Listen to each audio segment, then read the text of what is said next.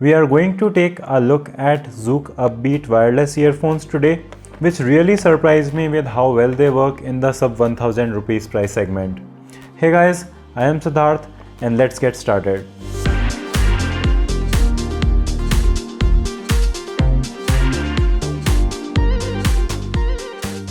In the box, you get some extra ear tips, a micro USB cable for charging, an instruction manual, and the earphones themselves.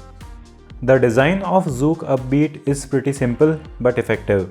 You don't have any neckband with this, which I really like, and all the electronics are included with this small piece, which also contains all the buttons and the micro USB charging port.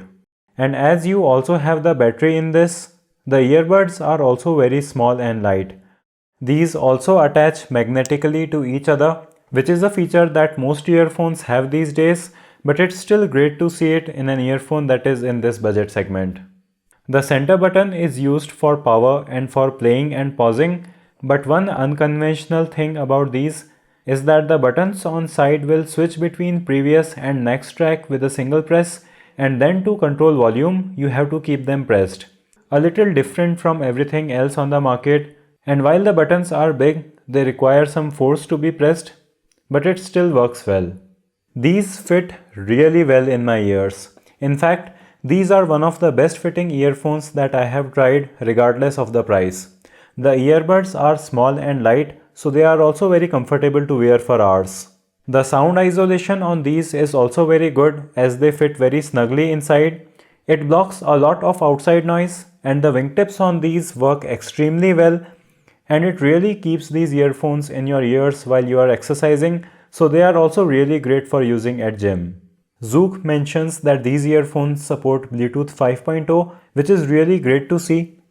By the way, make sure that you are subscribed to the channel with bell icon so you don't miss my video on these speaker stands that cost 10,000 rupees. These earphones are also splash proof, so if you get wet while wearing these, it's not going to be an issue.